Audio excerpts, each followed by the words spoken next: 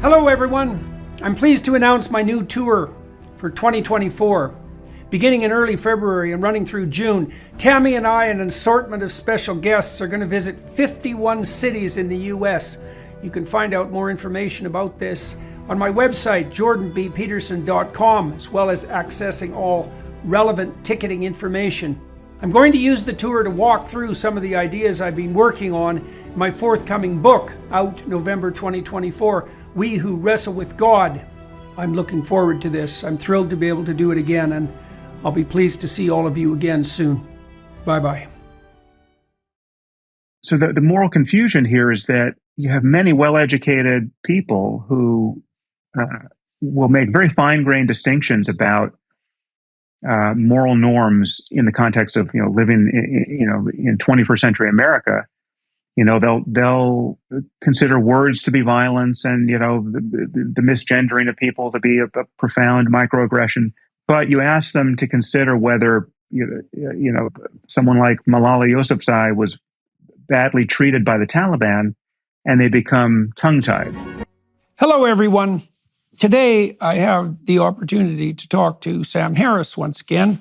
Sam and I have spoken many times, and usually publicly in the past, trying to sort out our mutual understanding in relationship to such topics as, well, morality, fundamentally. Both Sam and I are convinced to the core of our beings, you might say, that there is a true and not merely relative distinction between good and evil, although we differ to some degree in how that distinction might be characterized and what the fact of that distinction means with regard to belief. And so every time I talk to Sam, I'm interested in trying to understand, for example, what he really means by objecting to the religious propositions that he does object to as one of the horsemen of the new atheist movement, so-called, especially given that Sam is also committed to what you might describe as a religious practice. He's an avid meditator and certainly believes that spiritual experience is not only real, but perhaps the most real form of experience that's available to us. So we're going to hash through that again to try to distinguish between dogma and knowledge, to try to distinguish between religious experience per se, or the religious experience that's valuable, and a counterproductive totalitarian dogmatism, and to try to lay that all out with forays into the domains of, well, meditative practice and with the occasional description and discussion of the political. So it's good to see you again, Sam. And yeah, Jordan. I think the first thing that I will ask you about is, I'm just curious, we haven't talked for, I think it's almost a year now. I believe that's the case. And so the first thing I'm curious about is, what are you up to? It feels like 2 years. I feel like our last conversation was in the very depths of COVID, and I was in some basement lair. So I have it's got to be 2 years. Things are great. I mean, it's really a nice time of life. It's nice with the family. It's nice professionally. It's just I'm in a good spot. It's I'm all too aware that things can change, so I'm enjoying my moment in the sun. But it's really a beautiful period of life. Yeah. So what's good? I mean, my in terms of just how I spend my time day to day, it really has become a semi-seamless machine for producing well-being. I mean, it's really I'm doing what I want to do moment to moment, and finding lots of people who want me to do it. So it's just there's not much distance between what I have to do, certainly professionally, and what I would do anyway, just because I want to do it. So it's I count myself as extraordinarily lucky to have found my path here, and that it's working. So it's yeah. I mean, I have no complaints. It would be indecent to complain about anything personally at this point, except for the passage of time and the implications of that, which I know all too well. Yeah, well, I would say that you look both younger and happier than you did the last time I saw you. And, I got quite attuned in my clinical practice to watching people's faces, obviously, but also seeing to some degree the way that they're set habitually, and you look very good. And so I'm very happy to hear it. You said Nice. something I think that is of particular interest to me, is that you have managed, and also attribute this to some degree to good fortune, to bring together what you have to do with what you would want to do. And that seems to me a sign of optimality of function, as well as the good fortune that we just described. And so what is it that you think that you're doing that's enabled you? I mean, I know that you've been concentrating to a large degree on meditative practice, for example, but what is it that you think you've done to your attitude, let's say, to your patterns of attention, that have enabled you to bring what you need to do and what you want to do in alignment? Well, this has been happening for quite some time. I would say that this has been, it's taken me 20 years to fully get my professional life and my core interests to gel. And so part of that is having built out platforms where I can just follow my interests and follow the kind of the needs of the moment, whether it's responding to something that's in the news or just figuring out what I'm most want to pay attention to in a given day or week. So, I mean, as you know, I have both my podcast, Making Sense, and I have the app, Waking Up, which is, it started at narrowly focused as a meditation app, but it's much more of an applied philosophy app at this point. It's just expanded beyond meditation, and it's expanded well beyond my contributions to it. So there are many other people on it, and so I can bounce between those two platforms, however I see fit. And they're while superficially they're similar because they're just me pushing MP3 files out to the world. They're just audio platforms in the end.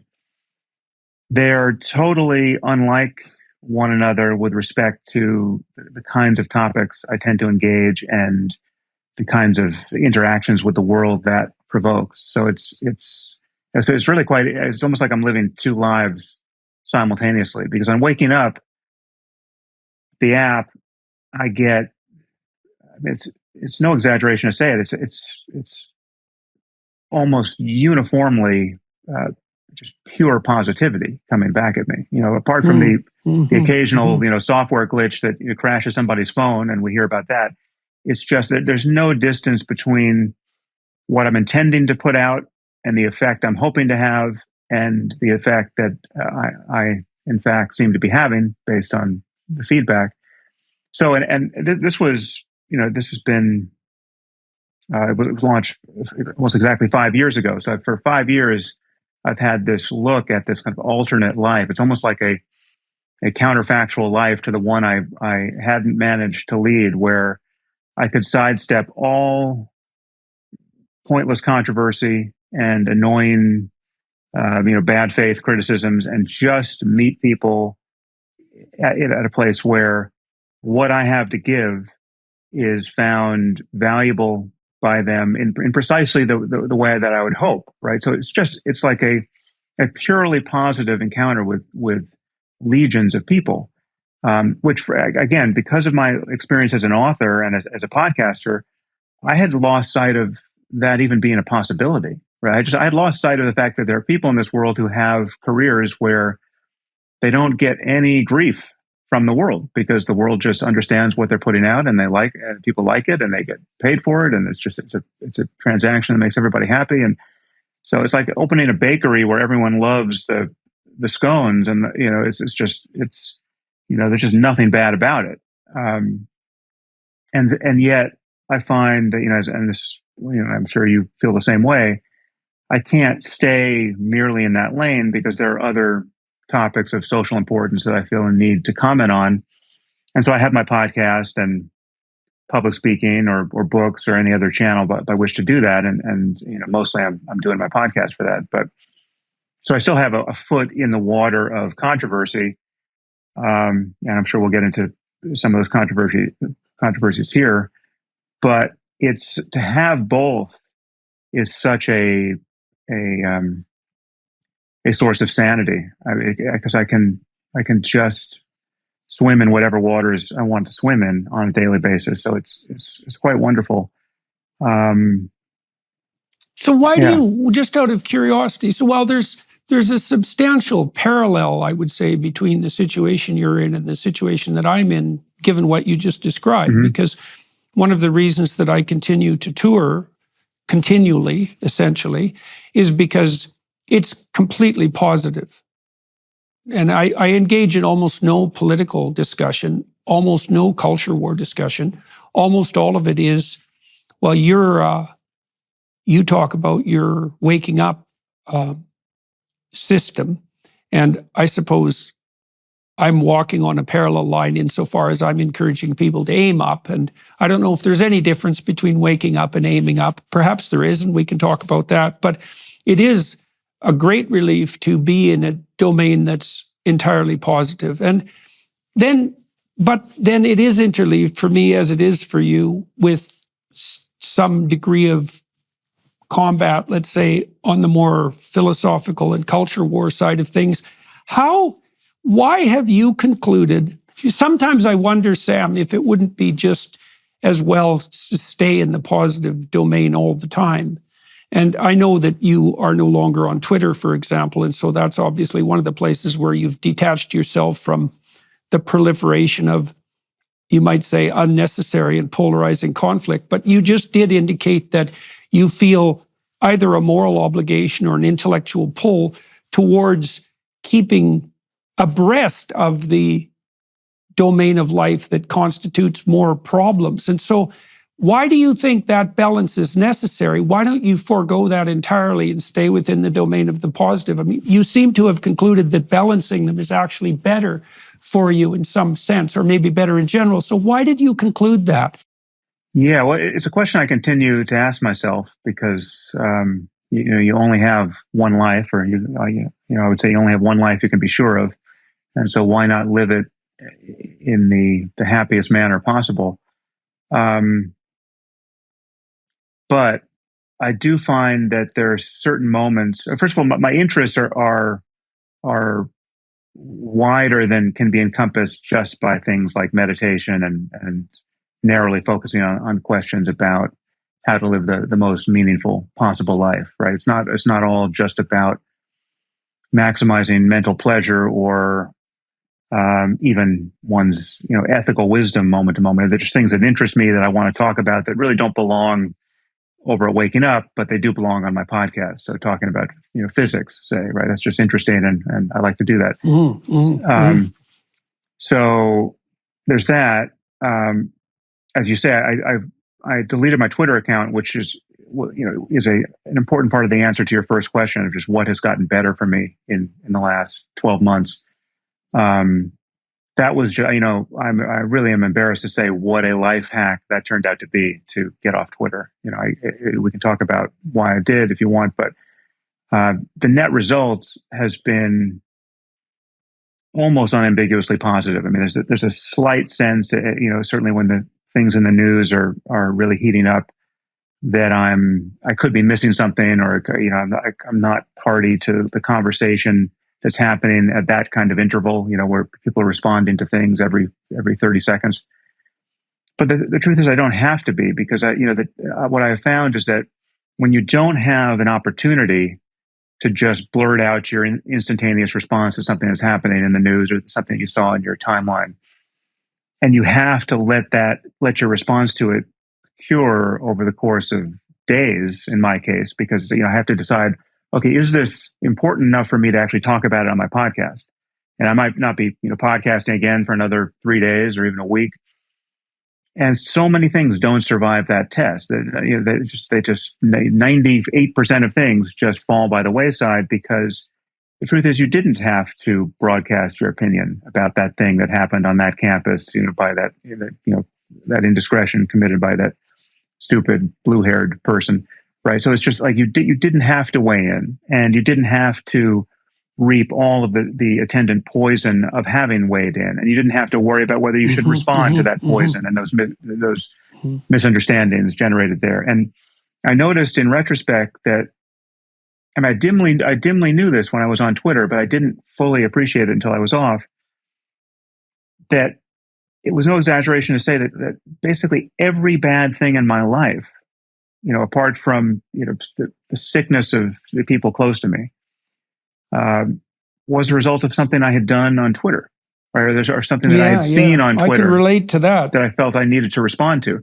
So it was just this kind of hallucination machine that I had invited into the center of my life, and getting rid of it really modified my sense of not just what I have to do on a day-to-day basis and what I should do, but just of my own existence, right? Like there was something about my digital existence that was claiming too much real estate in my conception of myself as a person, Yeah. right? And Well, you might have put your finger on it, at least to some degree, there with something like your observation about whether or not you're willing to put time into it.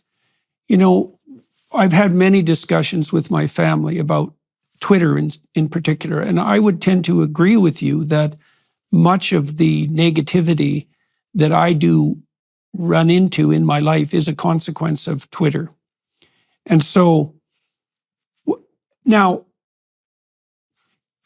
I use Twitter to stay abreast of the sorts of things that you described that you might be able to get access to on Twitter as well, current events. And there is that temptation to respond immediately. But you intimated that maybe a good rule of thumb is something like, if you're not willing to sit down and think about it for an hour, let's say, then perhaps it's not important enough to share your opinion with millions of people and reap the consequences. And Twitter is, although it's a social media platform that facilitates impulsivity, it's also a broad scale publishing platform. And it's not obvious that you should be publishing all your instantaneous responses to cultural events. And it's a funny thing for me because it's not that easy to dissociate that from responsibility. I feel that I have a responsibility to bring to light, let's say, certain elements of the culture war that are going on at a deep level. And part of the reason that I use Twitter the way that I do use it is to do that. But then it does have that problem of intense negativity. And I learned from walking through airports with my wife, we had this discussion a couple of times. Airports have bothered me a lot ever since 9/11. I review them as they're like for me, they're the bleeding edge of the totalitarian incursion into general day-to-day life. And they've always made me very uncomfortable. I don't like lining up for the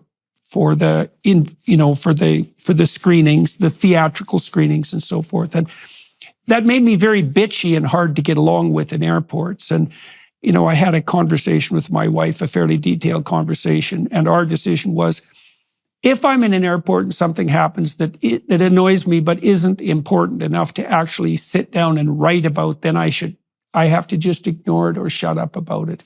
And this has also helped me calibrate my responses. And it's the same problem with Twitter, right? Is that something can be irritating and be genuinely irritating, but that doesn't necessarily mean that the most appropriate way to deal with it is to share your irritation in the moment.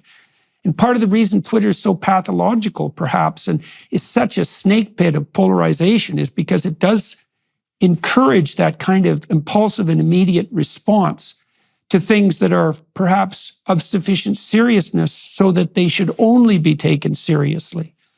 Yeah, it encourages many things that I think are ultimately producing some consequential delusions for us, individually and at scale. It provides a kind of an illusion of conversation because you'll tweet something at me, I'll tweet something at you, and we seem to be talking. But as you know, we're primarily talking in front of our respective audiences, which are different, which are largely different, right? So when I say something to you, it's my audience is at my back, and vice versa. So much communication becomes performative, and that starts to degrade the the kind of the good faith characteristics of a real conversation, and people just wind up scoring points on each other, and it encourages that. That's the kind of thing, dunks are the kind of thing that tend to go viral. It selects for a kind of dishonesty. There's an ethic where there are very few people feel a real need. I mean, certainly anyone who's any kind of activist, politically, left or right, doesn't feel much of a need to really get their opponent's position correct before savaging it. They don't mind distorting it, especially if they can use clips of their opponent that have been artfully edited so as to make them seem to be saying something they weren't in fact saying in context.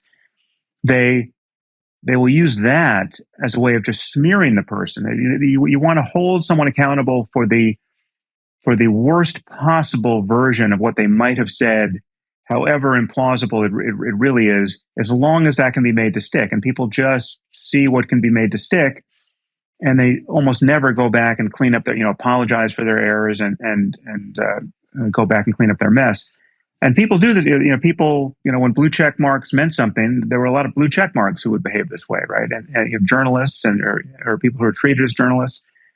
And I, as a point of principle, really have always tried to avoid that. I mean, whenever I get somebody's views wrong, however odious I find their views or how odious I find them as a person, I apologize for that and correct the record. But I found myself continually in dialogue with people who didn't play by those rules.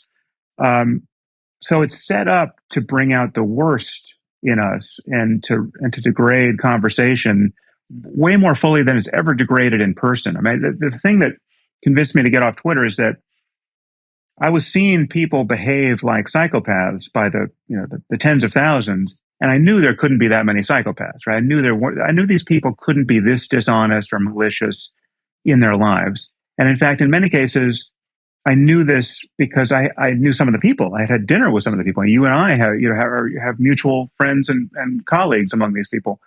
And yet I was seeing the absolute worst in them in terms of how they were engaging on Twitter, not just with me, but with other people who, they felt they needed to slam. And I mean, we're seeing some of this. I mean, I think there's something like this happening. I haven't really followed it, but over the Daily Wire. I mean, you're very close to you. You've got Candace and Ben attacking each other. I would argue that kind of thing is not only spilling out onto Twitter, it very likely wouldn't happen but for the existence of Twitter.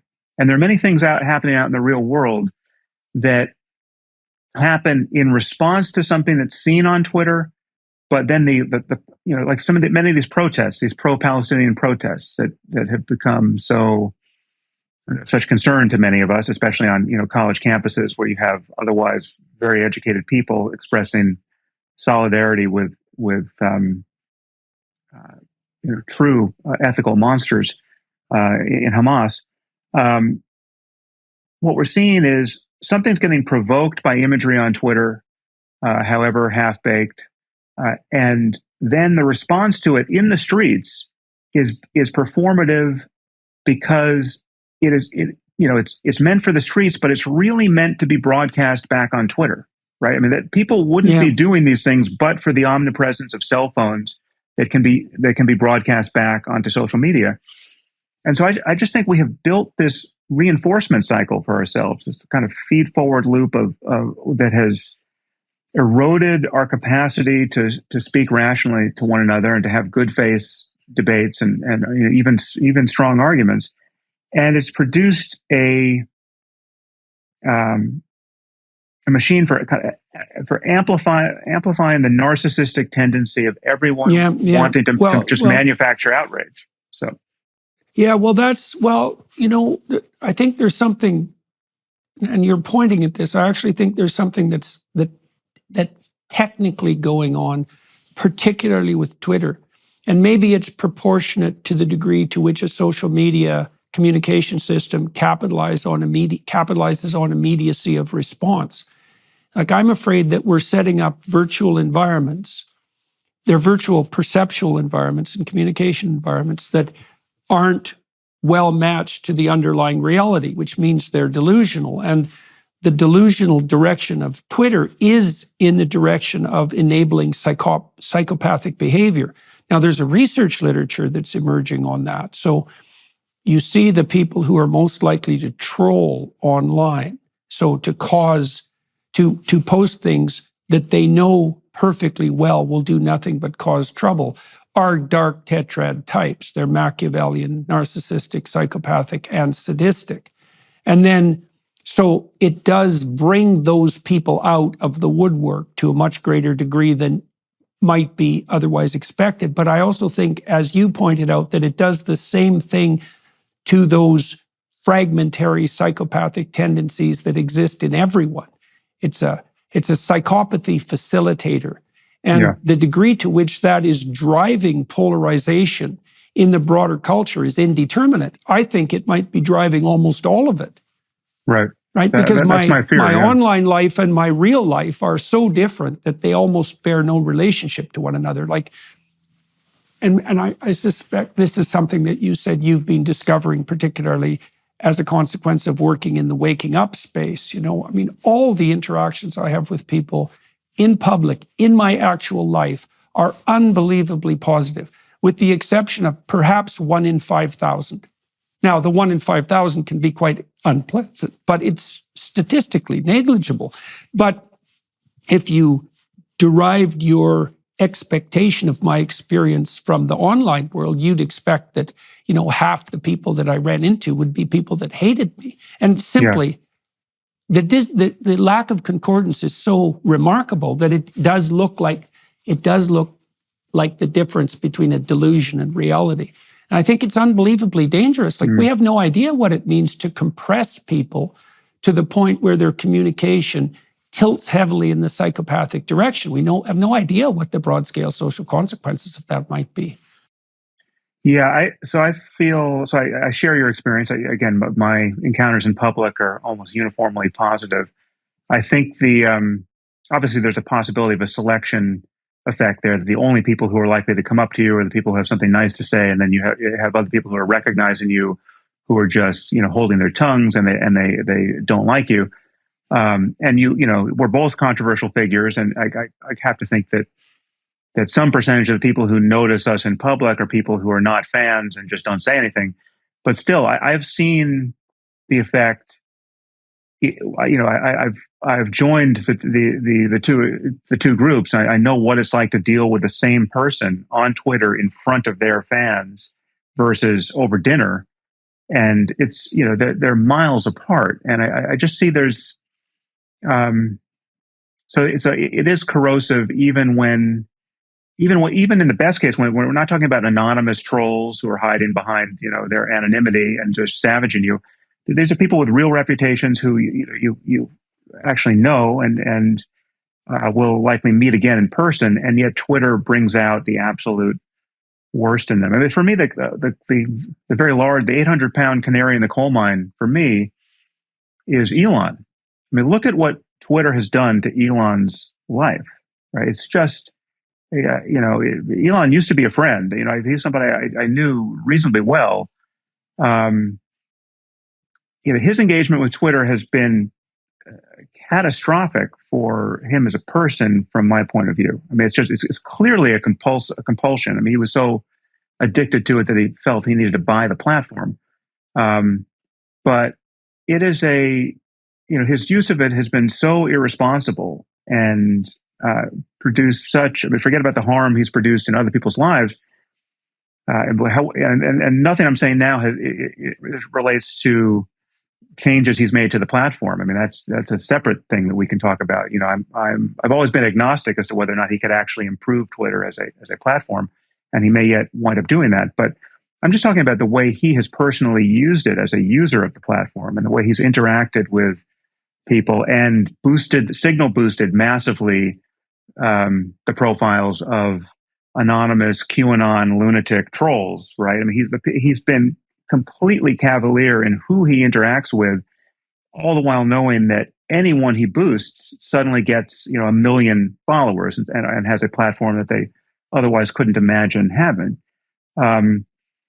So I look at him and I think, all right, if someone of his talent, who has so many other good things to do with his 24 hours in any given day, is this derailed by this platform? Is using it this compulsively to the obvious degradation of his reputation in most circles that count, right? I mean, he's not, he can't be canceled because he's produced so many useful things, and I mean, he's just too embedded with things that everyone still wants. But man, if he were a little less productive, in space and on the ground, we would never, he'd be the next Alex Jones in terms of the way mainstream culture would view him. And it's been terrible to see, right? It's been very depressing to see. And I guess I can blame him, but I blame the stimulus more. I blame Twitter. I mean, for whatever reason, he has found this to be the most addictive thing in his life. And he's been willing to totally torch relationships over his use of it. Let me ask you this question. Are you at peace with the mindless screen time you spend on your phone every day? Are you gaining that higher quality of life you desire? If this sounds familiar, I have good news. Starting on January 1st, tens of thousands of men all over the world will start 2024 with a 90-day journey together in search of a more purposeful life. It's called Exodus 90, and it was built to help men enjoy the freedom of becoming who they were truly made to be. Exodus 90 guides you in removing the attachments that are holding you back from a better life, and it actually works. Independent research shows that Exodus 90 men report considerable shifts after the 90 days. A dramatic decrease in time spent on their phones, stronger satisfaction rates in their marriages, a more meaningful relationship with God, and true brotherhoods of men on the same path. For the past 8 years, Exodus 90 has helped more than 100,000 men build their own roadmap for living with virtue in a culture that offers far too many paths to self-destruction. So, is it time for your Exodus? We start January 1st. Find resources to prepare for Exodus 90 at exodus90.com/Jordan. That's exodus90.com/Jordan to start your journey. Yeah, well, it's definitely the case that one of the cardinal dangers of Twitter is its propensity to bring out the worst in people and the worst in the culture. I mean, I guess it's an open question whether or not Musk's takeover of Twitter will result in the dramatic improvements to the platform that might justify the risk inherent in engaging with it. So let's leave that a bit, Sam. Sure. I want to turn our attention, if you don't mind, to some of the deeper issues that you and I have discussed. And I have a bunch of questions for you. So the first thing I want to do is clarify something. My recollection of particularly our last conversation, and it was one that I found clarified my understanding of your thought to a greater degree than our previous conversations we had, probably because I listened to you more, was that, and so correct me if I get this wrong, because I want to use this as a platform to ask you some other questions. My understanding after that conversation was that you were driven to search for an objective foundation for moral claims, primarily because you had become convinced of the existence of, for lack of a better term, of evil in the world, and were looking for solid ground to stand on in your attempts to both understand and combat the most malevolent proclivities. We could leave it at that. Now, is that a reasonable conclusion? Have I got that right? Yeah, I think my motive will be pretty familiar to you. This came largely out of the collisions I was having with people after I wrote my first two books, The End of Faith and Letter to a Christian Nation, where I was noticing disproportionately on the left, specifically, I mean, we've come full circle now to this moment, in the news cycle, but mostly in response to my criticism of Islamic extremism and the kind of the urgency with which I was saying that the Islamic doctrines of martyrdom and jihad are sincerely believed by millions of people, and these beliefs have real consequences in the world, and they're not good ones, right? And we should talk about that honestly. What I was getting mostly from the left was, what struck me as pure masochistic delusion, but it was on its own side a very sophisticated philosophy of postmodernist truth claims about the relativity of everything, and which in the minds of its adherents left us with no solid ground to stand on ever when making claims about right and wrong and good and evil. So the point where it became, and this is something this is actually a scene I wrote verbatim in my third book, The Moral Landscape, which is where I laid out my argument on this topic. I was at the Salk Institute at a conference that had been organized. It was either in 2006 or 2007, I believe. And I had said something disparaging about the Taliban in my remarks about the relationship between moral values and our growing scientific understanding of the human mind and human well-being. And I said, something that I should have been uncontroversial in that context. And I'm at the Salk Institute, this preeminent scientific institution down in La Jolla, which is one of the nicest places on earth.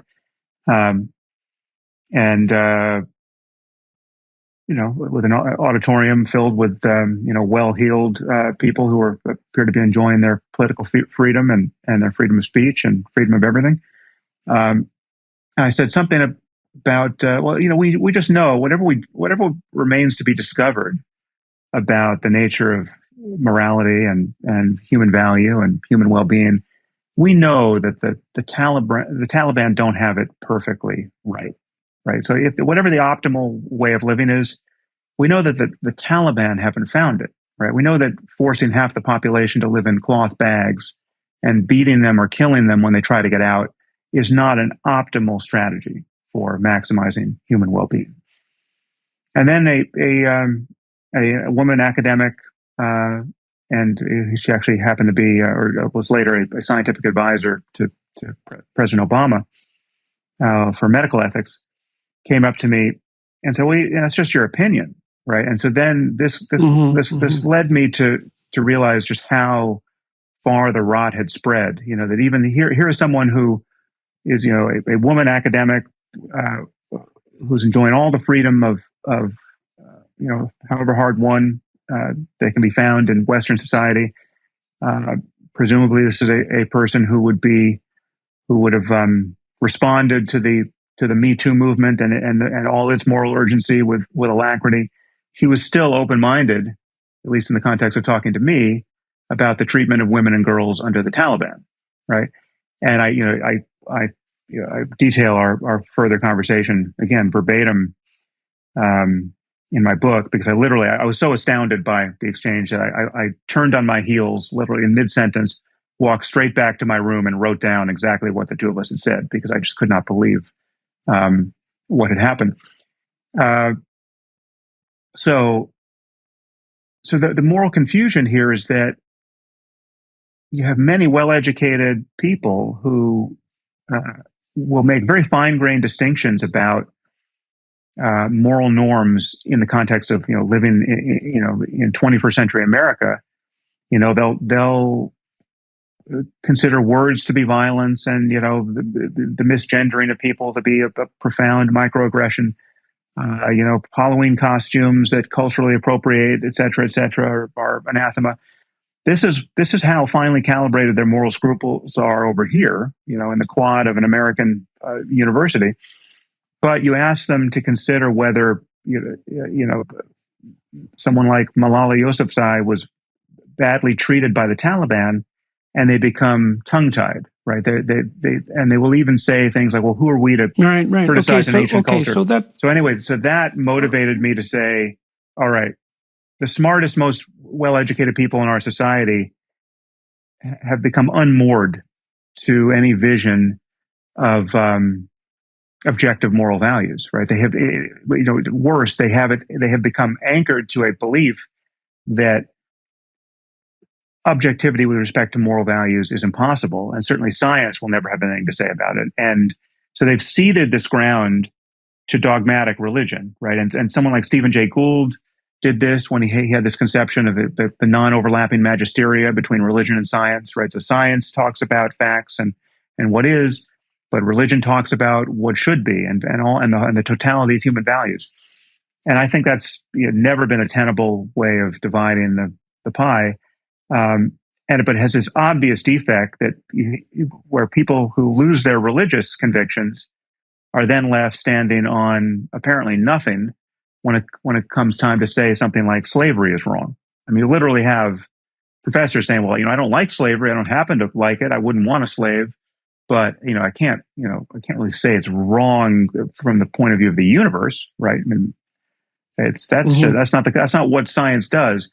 And my point is that morality, and this is perhaps something you're going to want to disagree with, but in my view, morality has to relate to the suffering and well-being of conscious creatures. I mean, not even limiting it to humans, but just whatever can possibly suffer or be made happy in this universe is a possible theater of moral concern.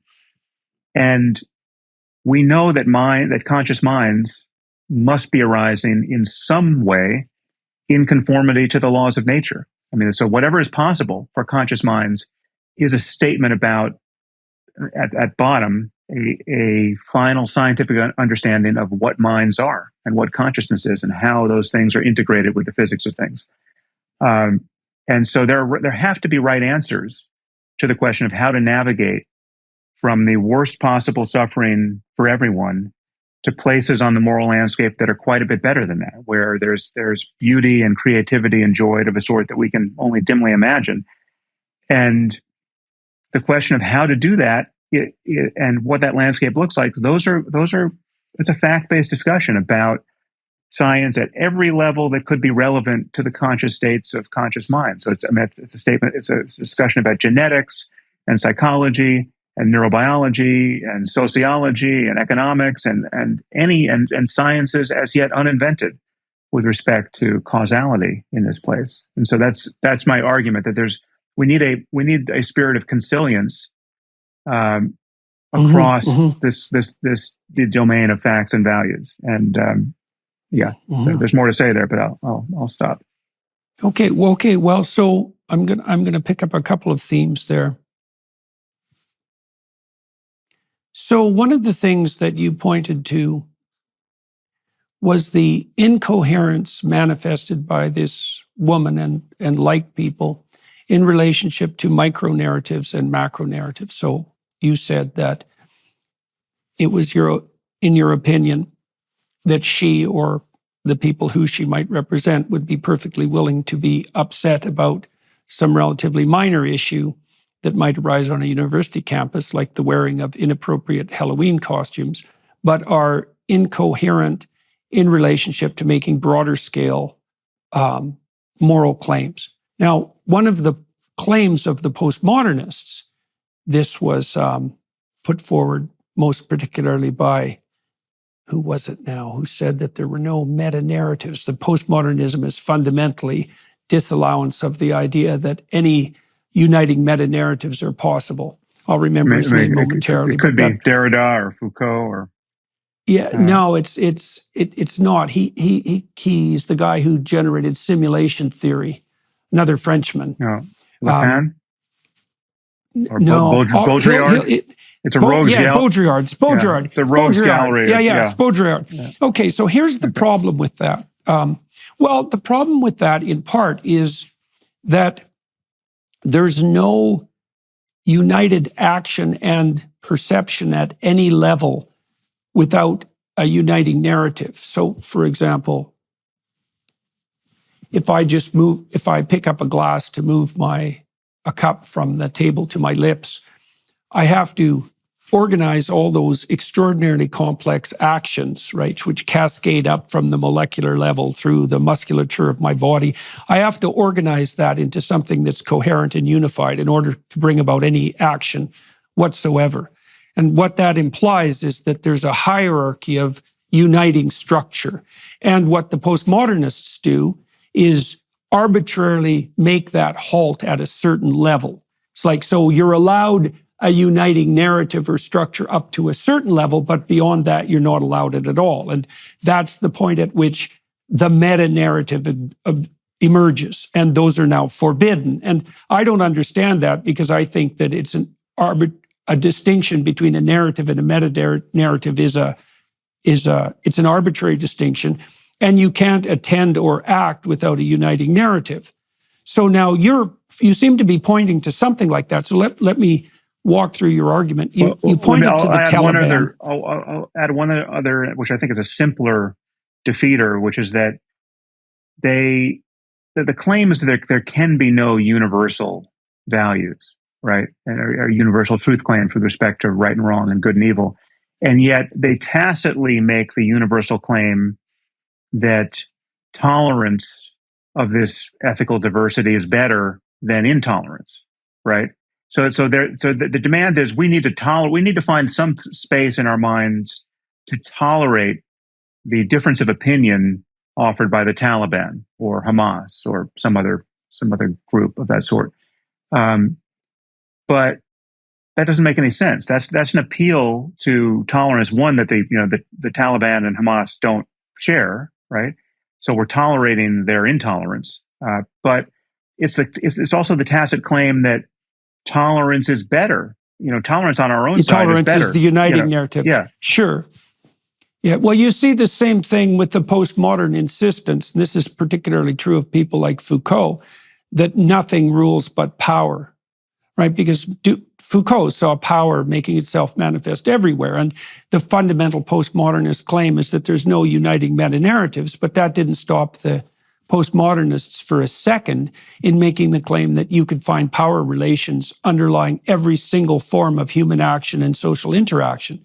So, but this uniting narrative, see, you point to it in a way that I think that points out to me a very fundamental element of agreement between the positions that you and I have taken, even though we've had so much apparent disagreement. You point to the Taliban and you say, at minimum, we can say with some degree of certainty that what the Taliban are doing is not optimal. Okay, and you said that's a claim that's so weak in a way that it should just be self-evident, right? You know what I mean by weak? It's like, Isn't that obvious? Well, I started in my investigations at a more extreme point, I would say. I looked at the camp guard in Auschwitz who enjoyed his work and thought, I don't know what good is, but at minimum, it's the opposite of whatever the hell that is. And so that was a starting point for me. And it seems to me that partly what you're doing is that you put your foot firmly on the head of evil and say, well, this is a starting point. And even though we can't define good, we can define it as the opposite of whatever this is. And so does that seem like a reasonable point of agreement between us? Yeah, as far as you're concerned. Yeah, although I think this is perhaps a different topic, but it certainly adjacent to what you just said. I think there's some ethical paradoxes here which would be interesting to consider, because I think most of human evil of the sort that you and I are now describing doesn't require the presence of actually evil people, right? I think there are evil people. I think there are true psychopaths and sadists for whom it is true to say that if evil means anything, it should be applied to their conscious states and their psychology. But so much of what we consider to be evil, so much of what produces needless human misery, is the result of otherwise normal people psychologically behaving terribly because they believe fairly crazy and unsupportable things about what reality is and how they should live within it.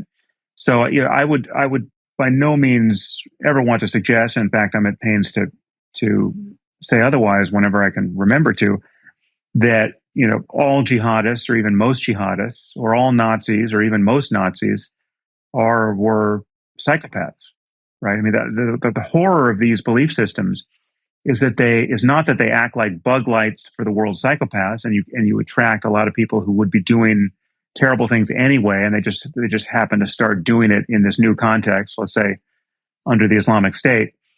No, you certain ideologies attract totally normal people who would otherwise be totally recognizable to us psychologically and socially as good, normal people, but for the fact that they got convinced that, of whatever the relevant dogma is, in the case okay. of, yeah.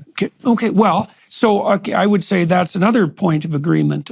It seems to me that the pathological, the systems that produce rapid movement towards social and psychological pathology both facilitate psychopathic behavior and attract the psychopaths. I would say it's both of those. You can have both of those operating at the same time, right? And so then what we have are people, we have systems of ideas working in the background, and those systems of ideas draw people into their orbit and motivate them to do things that under the influence of other systems of ideas they might not be inclined to do. Seem reasonable?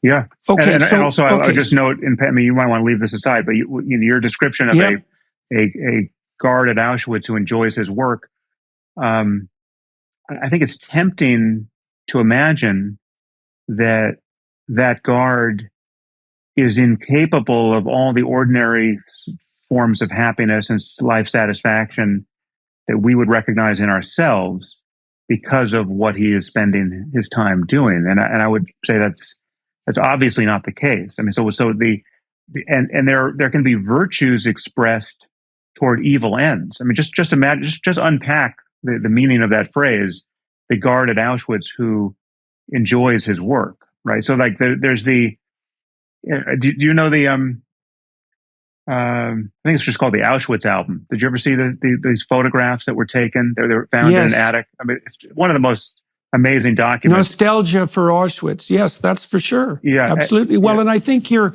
insistence that we can't merely write off that pathological behavior as a manifestation of a kind of a-human psychopathy is extraordinarily important, right? Because we have to contend with the fact that these systems of ideas are capable of, I think, possessing is the best metaphor, and that's something I want to get into with you, that those systems of ideas are capable of possessing people who are in no way indistinguishable from normal people, and sometimes not indistinguishable from people with all sorts of laudatory traits. I think you mean not distinguishable. You said indistinguishable. Sorry. Yeah. Sorry. Not just yes. So yeah, but I would just add one. Sorry to keep derailing you, Jordan, but I would just add one more piece here. That one thing this suggests is that mental pleasure, though it is often taken as a sign of the kind of moral rightness of our current preoccupation, isn't such a sign. I mean, you can. There's such a thing as pathological ecstasy, right? You can feel bliss. Sure. Well, that's sadism. Sadism is a great example of that. Yeah, and so I would just say that so you can imagine the suicide bomber before he detonates his bomb, if like many of them, he's doing that with the sincere expectation that in the next moment he will be in paradise. There is a kind of exaltation and even self-transcending, quasi-spiritual, positive affect there that you just have to grant that the human mind is capable of being pointed in the wrong direction ethically and feel very good about it. The holidays are rapidly approaching, but we can find peace and calm in the craziness of the season with Hallow, the #1 Christian prayer app in the world. Immerse yourself in Christmas in Advent prayers, meditations, and peaceful Christmas music. Hallow also offers an extensive library of Bible reading plans accompanied by insightful reflections and audio-guided meditations. Whether you're a seasoned Bible reader or just starting your journey, Hallow provides a platform for you to engage with Scripture like never before.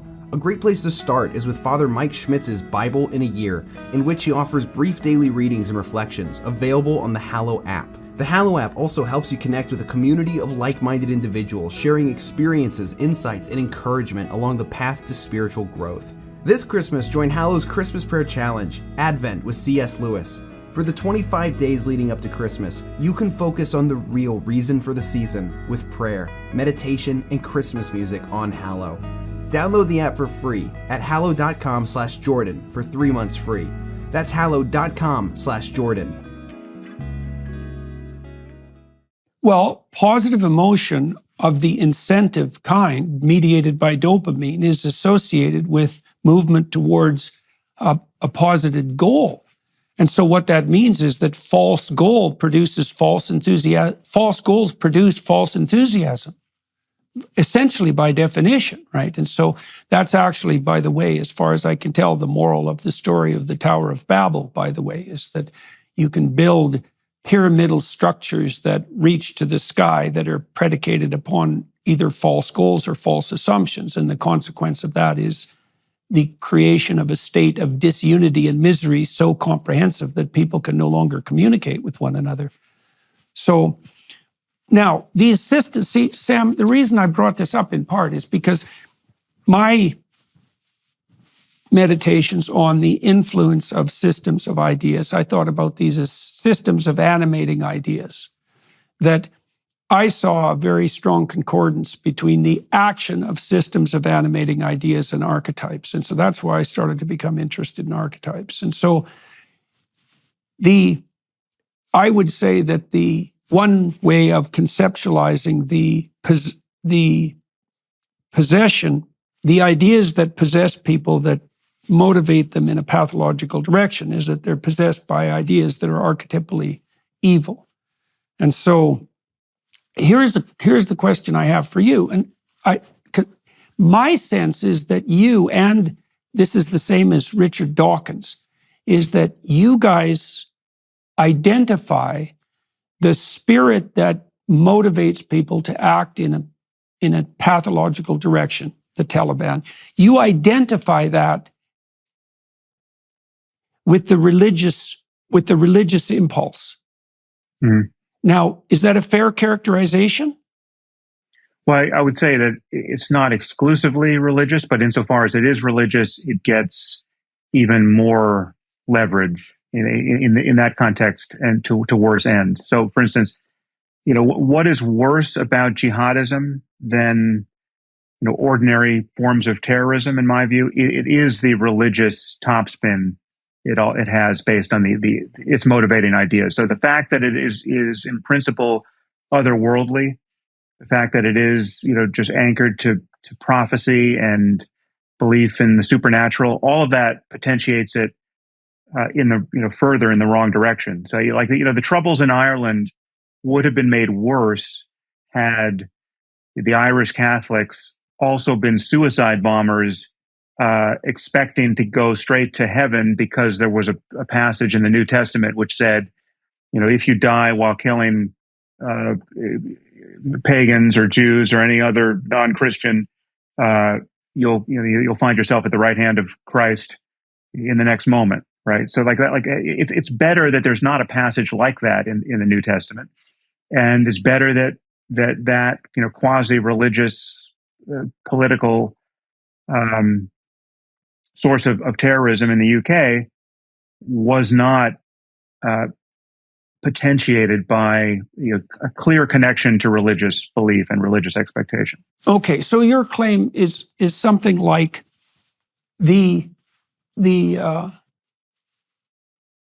possibility of religious justification for an unethical act has the side effect of elevating the status of the claim to morality associated with that evil act to the highest place. So let me put that in context. So there's a injunction in the 10 Commandments. It's either the second or third commandment, I can't remember which, that you're not to use the Lord's name in vain. And it's the same injunction that pops up a couple of times in the Gospels, where Christ tells his followers to not pray in public and to not be like the Pharisees, where their good deeds can be seen in public. And so the first injunction, the commandment, is pointing out a deadly sin. And the sin is to claim to be acting in the name of what is most high when all you're actually doing is pursuing either your own motivations or, even worse, your worst possible motivations? And your claim seems to be that the intrusion of religious thought into the ethical domain allows for those claims to be put forward, thus magnifying their dangers.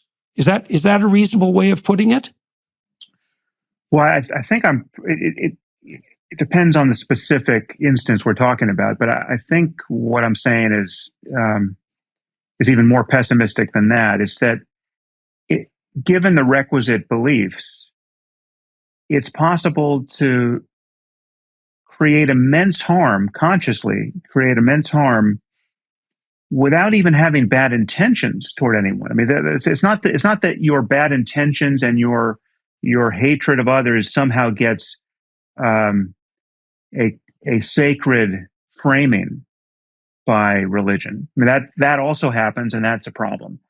But in the worst case, you can actually be feeling compassion while creating terrible harms, right? Like you can feel nothing, certainly no ill will at all for the people you're killing. So, I mean, to take the extreme case, there are cases where jihadists have blown up crowds of children, Muslim children, on purpose, for a variety of reasons. I mean, there were cases where there were Western soldiers handing out candy to crowds of children in the war, during the war in Iraq at one point, and a suicide bomber would blow that whole scene up.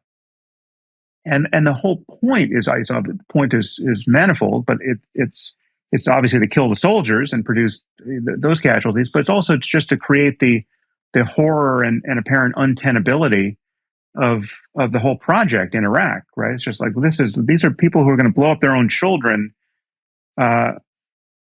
What possible good could we do here trying to build a nation, right? But just to close the loop there, I'm not imagining that the people who did that actually hated the children, right? I mean, they just believe that there's absolutely no possibility of making a moral error here, because the children, they know, are going to go straight to paradise.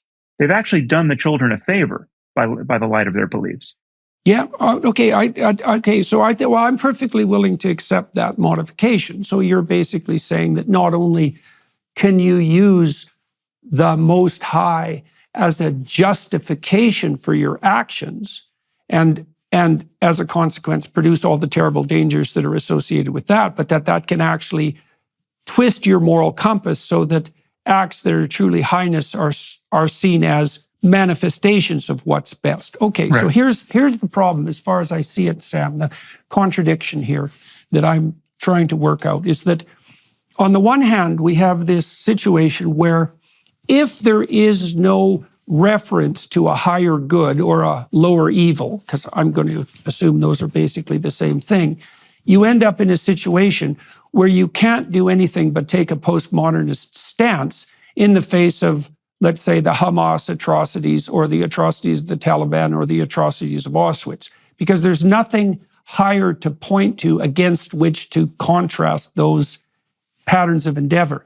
But if you do posit something that's of the highest, then you run into the problem, whereas you just pointed out, that you can use your hypothetical alliance with what is now deemed to be highest to justify your own evil actions, but also to skew your moral sentiments so that you take positive pleasure in this, let's say, in the suffering of others, even the suffering of innocent children.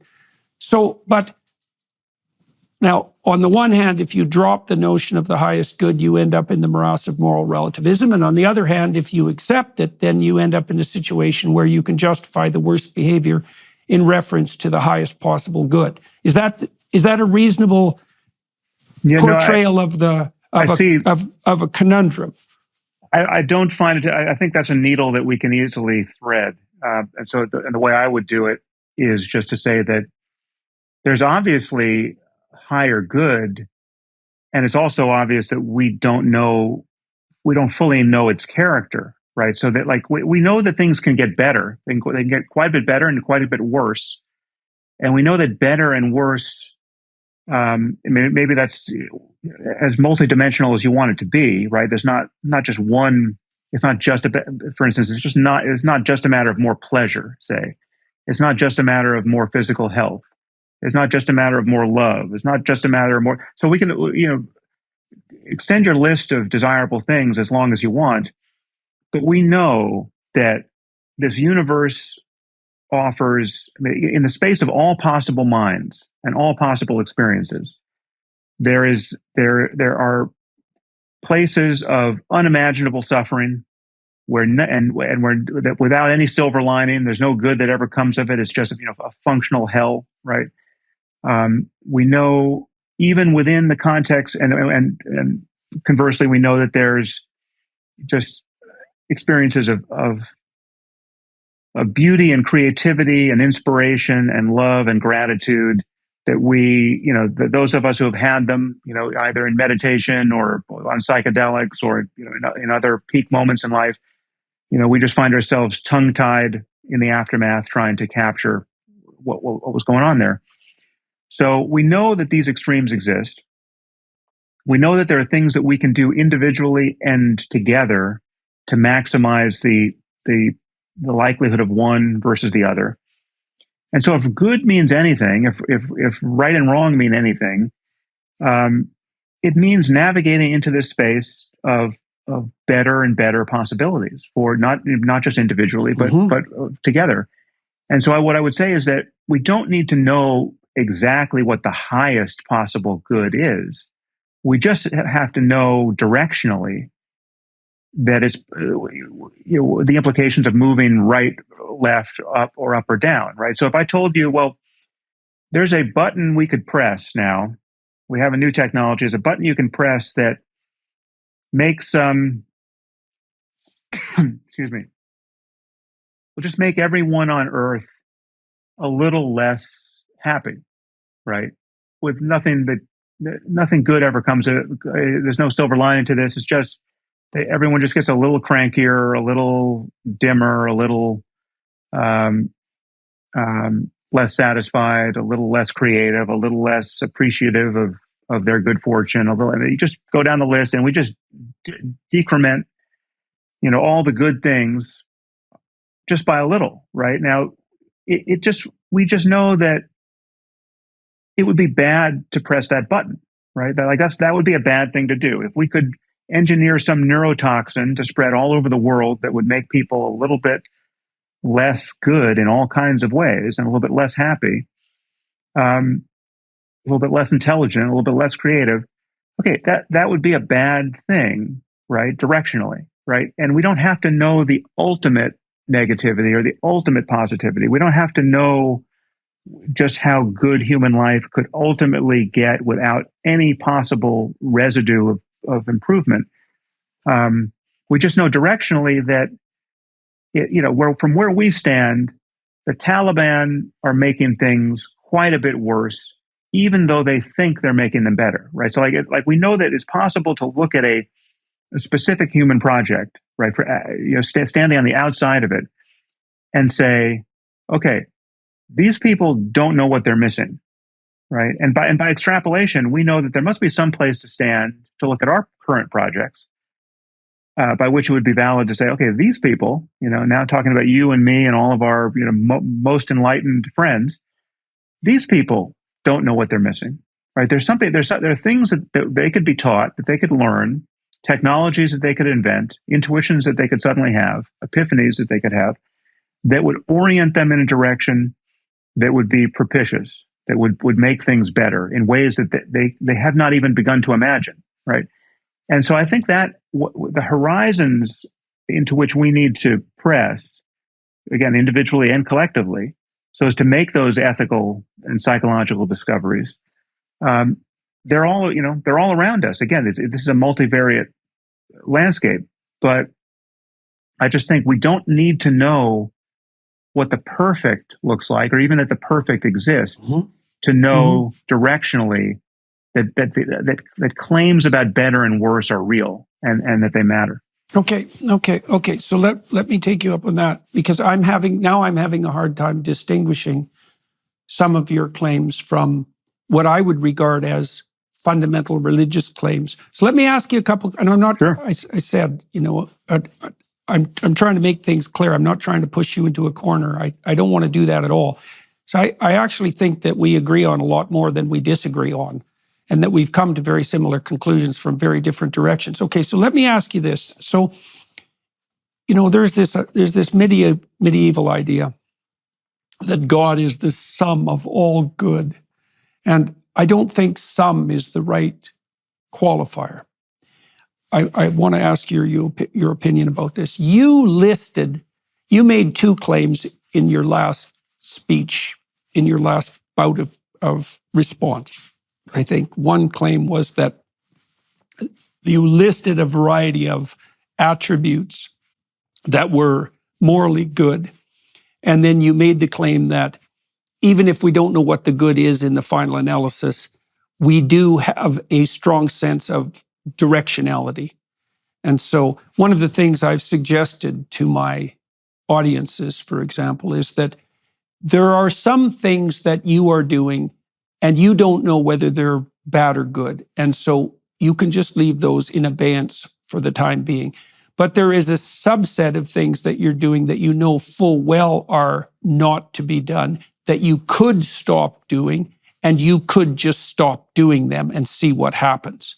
And I've never met anyone who doesn't have some knowledge of that latter category, right? You said you had it, for example, with Twitter. You noticed that okay, so all right. Let's go after the first claim that you made. You listed positive attributes. So I might say that, do you believe that there is a implicit unity underneath a list of positive moral attributes? So that if you took beauty, truth, love, gratitude, you had mentioned love and gratitude, for example, and beauty. If I said, well, is there something in common that unites beauty, truth, love, and gratitude? And it wouldn't be the sum, right? It's more like the gist. It's more like the essence. It's the commonality of goods that, and it seems to me, Sam, that merely the fact that you can use a category like good or bad or good and evil, within the category of good are things united by their participation in the good. And so is there anything about that claim that you find off-putting?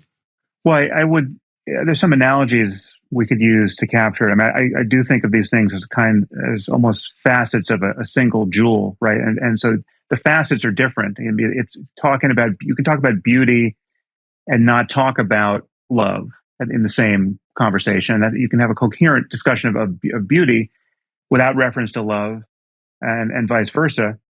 But when you're talking about the conscious states that maximize one's appreciation of all of these things and participation in all of these things, it's easy to intuit that there's a common structure to the whole picture. And so, so a jewel with its facets is one analogy I would use.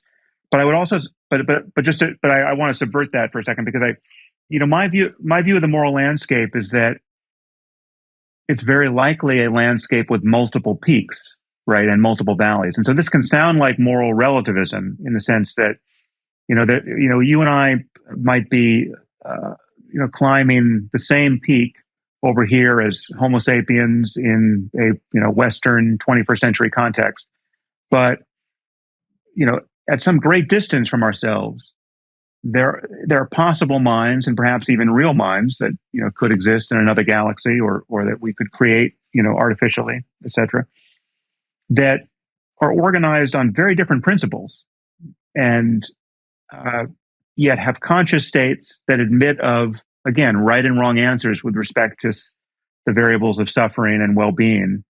And you could conceive of those as capaciously as you want, but there could be possibilities of happiness and creativity and amazement that we can't imagine because we don't have the requisite minds, right? Like, there's just nothing about our current minds, or even the likely path we're going to take when we augment our minds technologically or genetically in the future, we're just going to miss these spots on the landscape. And yet these landscapes, these spots have the same peak and valley structure. And there could be peaks that if we were more omniscient than we are or ever going to be, we would be able to compare these two peaks and say that it's better to be, one is higher than the other with respect to certain variables. Which is to say, I just don't think it's all random. I think there is structure there in among possible experiences, given whatever the natural laws are that determine the nature of experience in this or any universe. But the most relevant thing for us is, what does our local region look like? What is an obvious mode of descent into pointless horror for us, and how do we avoid that? And what is an obvious local peak that we should be aspiring to get to? But even this analogy begets some troubling possibilities, which I take as at least potentially real, which is that it could be true to say that there is an adjacent peak to where the one we're currently climbing, which is quite a bit better than the one we're attempting to climb. It's quite a bit higher with respect to well-being and insight and creativity and every other good thing. But the only way to reach it from where we currently stand is to descend into some valley that's quite a bit worse in order to climb that adjacent peak. That at least is, I'm not recommending that we spend a ton of time thinking about that, but that's at least conceivable. No, I think we could spend a fair bit of time thinking about that. So, there's a line of mythological speculation that's very tightly in keeping with the process and the vision that you just laid out. Okay, so first of all, you made the case that you used the metaphor of a jewel. And then you said, I would rephrase, I'm going to recast this in somewhat symbolic terms, and you can see if this is a metaphor that captures what you were expressing. You could imagine that they're jewels of a beauty and value that are, as of yet, unknown to us, right? So we could agree that there's a unity of good that's transcendent and ineffable, and that the goods that we see arrayed in front of us are proximal echoes of that ultimate vision. Now, your point is that now and then we may be somewhat deluded in the specifics of what we're pursuing, and that might blind us to our higher order transcendent reality. Then you also added an additional twist, which is, well, maybe now and then a descent is necessary in order to make the next ascent possible. Okay, so a couple of things on that. So there's an old alchemical idea, by the way, that the philosopher's stone is a jewel in a toad's head. Mm. And the idea there, was that, and this is one of the central alchemical dicta, by the way, it's in sterquilinis invenitur, which means roughly in filth it will be found, or to elaborate slightly means that which you most need will be found where you least want to look. And that's a reflection of the idea that you had, that now and then, in order to get to the next pinnacle, there has to be a descent. Now, that's associated with something even more fundamental. So there's also, of course, this idea is central to hero mythology, that dragons hoard treasure, and that the larger the dragon, the larger the treasure. And the idea there is that the more daunting the unknown territory that you are presuming to traverse, the more possibility there is for discovery. And that the proper attitude is therefore the one that enables you to encounter that source of unknown wisdom in the most forthright and courageous manner possible. And so then there's a variant on that too, which is that, let's see, how would I put this, is that the most valid source of, the most valid pathway towards discovering that jewel beyond compare is a pathway that's marked out by the voluntary willingness to confront suffering and malevolence in all of its forms. Now, at that point, these ideas, to me, these ideas start to become indistinguishable from religious presuppositions. And so there's a dovetailing here. I mean, you are hypothesizing that what's good has the metaphoric quality of a jewel. It's multifaceted, and it's the things that it reflects are more tangible, experiential phenomena like beauty, truth, love, gratitude. They're all reflections of a higher order good. You made the case that that higher order good may be higher order to the point where in its extreme forms, it's ineffable, right? It's beyond our ability to comprehend and describe. You made the case that we may be able to approach that in something approximating fits and starts, and some of those fits and starts may involve a descent. Well, the religious injunction, you see this in psychotherapy too, is that the descents that are the precondition for a more profound ascent have to be undertaken voluntarily. Right? Because you see this in exposure therapy, for example. You know, if people are stressed accidentally by something that they're phobic of, their phobia gets worse. Right. But if they voluntarily expose themselves to the stressor, then their bravery grows and their fear decreases in a commensurate manner. So one of the things that I've been, so I guess the first thing I'm going to do is ask you what you think about that. So there is here's another example, Sam. You tell me what you think about this. So there's a story, this is derived from the tales of King Arthur and the Knights of the Round Table.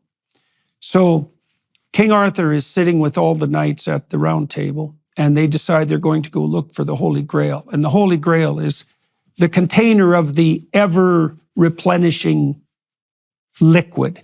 That's a good way of thinking about it. So it's either the glass that Christ uses to represent his blood at the Last Supper, or it's the goblet that catches his blood on the cross.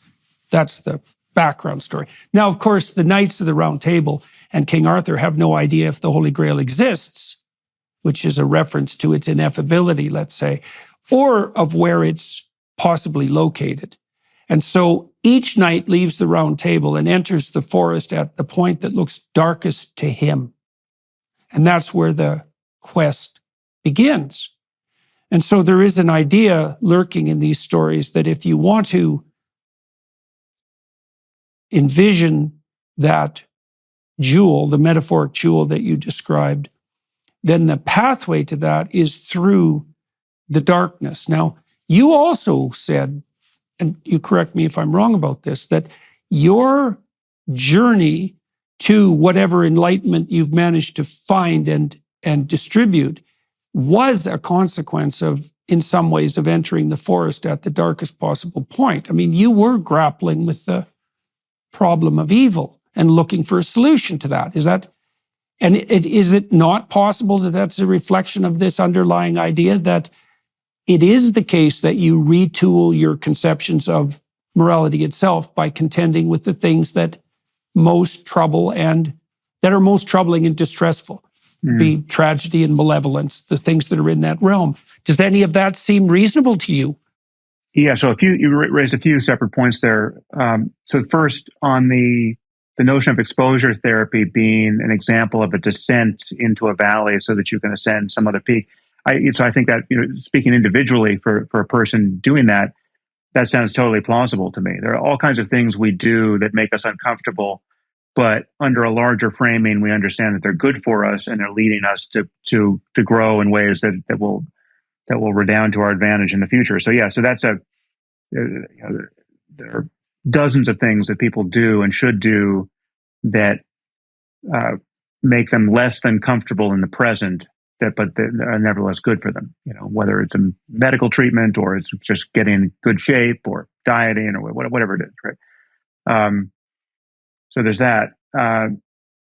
The place where I break from religion, I mean, certainly a religion like Christianity or Judaism or Islam, is just in it's on many points, but the crucial point is just on the claims about the unique sanctity and divine origin of specific books, right? I mean, the moment you're going to talk about all books as the products of human creativity and ingenuity, then then we're just talking about the utility of specific books and specific ideas in whatever context, attracts our interest. And so we can talk about the Bible, we can talk about the Quran, we can talk about the wisdom to be found in those books, and we also can talk about the barbaric injunctions that we want to ignore in those books.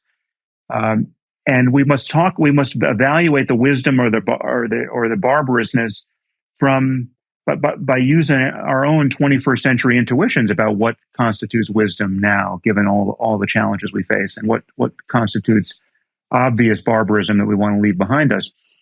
And so the thing that makes me an atheist from a Christian point of view or a Muslim point of view,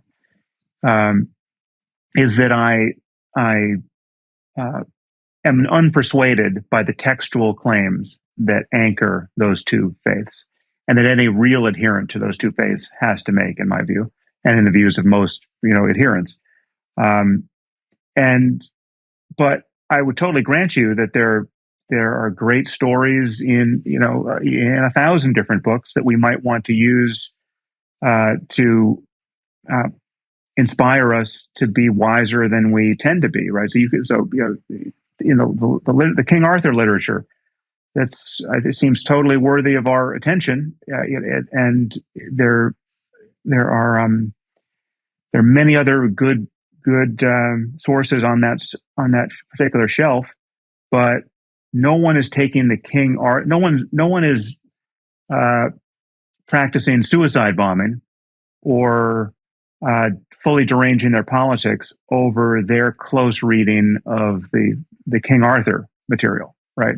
It's just the literature is not doing that kind of mad work for us, and I think that's a good thing. And so I want to live in a world where we recognize that all we have communally is the possibility of having a conversation that can be more or less persuasive, more or less enlightening, and it's a conversation not just across in the present, with the living minds that are available, but it's a conversation with reference to the greatest minds that preceded us, of which we have some record. There are many great minds, presumably, that are totally lost to us because, they burned the library at Alexandria. But we have this residue of past wisdom and past insight, which is, the world's literature, and we should avail ourselves of it to our heart's content, all the while recognizing that these are just human beings having a cross-generational conversation about important things, and none of these books is beyond criticism and beyond ignoring, right? And that's the crucial bit. Your fundamental criticism, and this is actually what I'm trying to pin down in our conversation, is that you're pointing to the misuse.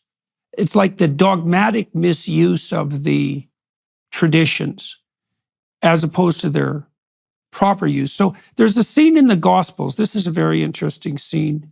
This is one of the things that gets Christ crucified, by the way, is that he accuses the Pharisees of being the same people who put the prophets upon which their faith is hypothetically predicated to death. Right, and so they don't take that insult kindly.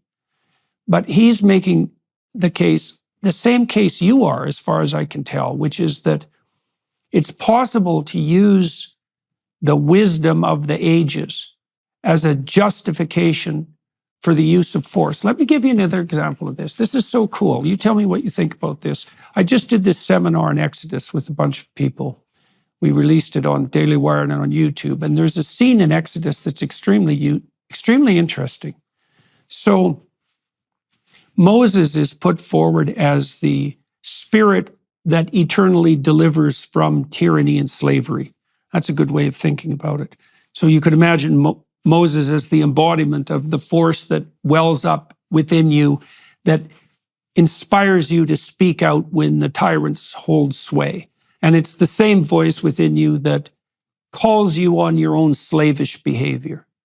Anyways, Moses embodies that, and he's led his people in a rebellion against the tyrants, and now he's trying to lead them out of slavery. And they're in the desert while they're trying to work this out. That's one of those descents before an ascent, right? So they left tyranny, which was an inappropriate mode of organization. They fell into the desert, which is an intermediary period that's not the least bit pleasant, and they're heading for the promised land, right? Which is the next peak on the moral landscape, you might say. Now, Moses has been leading them along, in a very admirable manner. And so this is what happens when they get onto the border of the promised land. So they're right there. They're still in the desert. They run out of water yet again. And Moses goes and talks to God, and he says, well, you've led us this far, and we're right on the threshold of deliverance, so to speak, but we're out of water.